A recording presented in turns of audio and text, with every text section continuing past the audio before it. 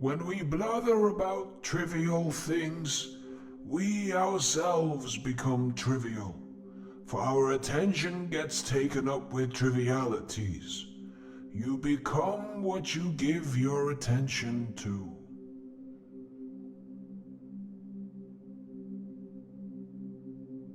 Only consider at what price you sell your own will, if for no other reason, at least for this, that you sell it not for a small sum. Try to enjoy the festival of life with other men.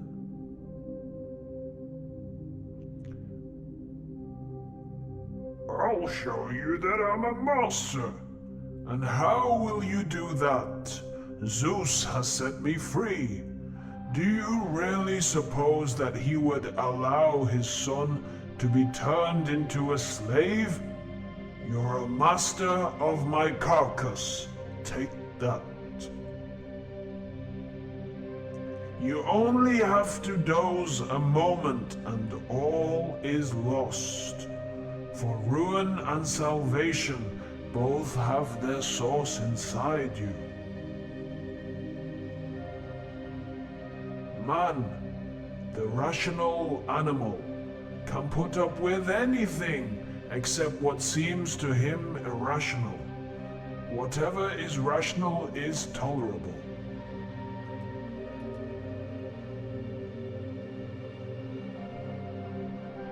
Do not try to seem wise to others.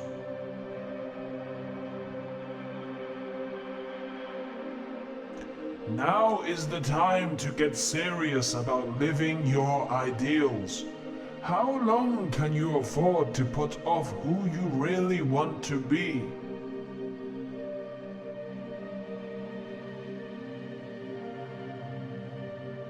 A ship should not ride on a single anchor, nor life on a single hope. If you would be a reader, read. If a writer, write.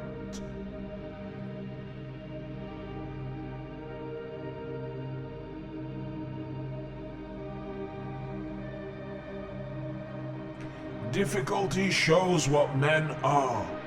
Therefore, when a difficulty falls upon you, remember that God, like a trainer of wrestlers, has matched you with a rough young man. Why? So you may become an Olympic conqueror, but it is not accomplished without sweat. Asked, who is the rich man?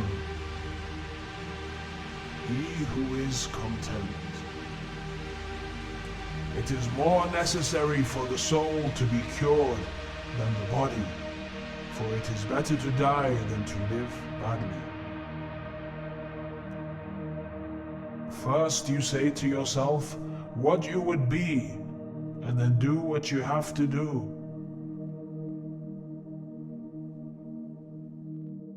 We must not believe the many who say that only free people ought to be educated, but we should rather believe the philosophers who say that only the educated are free.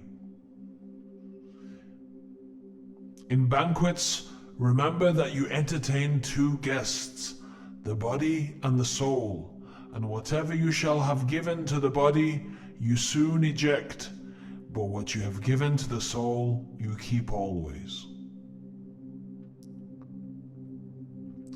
Let silence be your general rule, or say only what is necessary and in few words.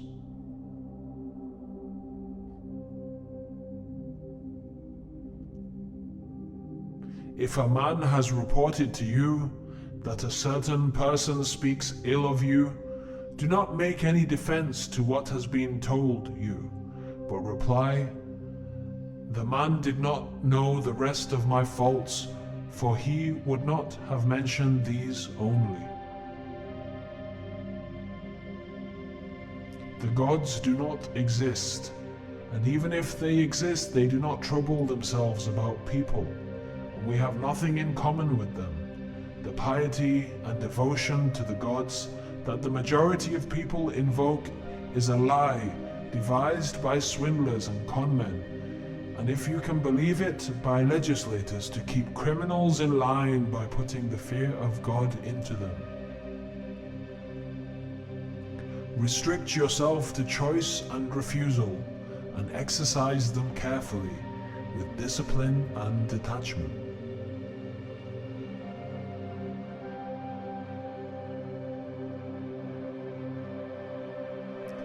If you wish it, you are free. If you wish it, you'll find fault with no one.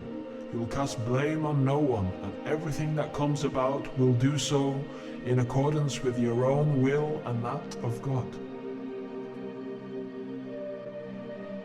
In literature too, it is not a great achievement to memorize what you have read while not formulating an opinion of your own.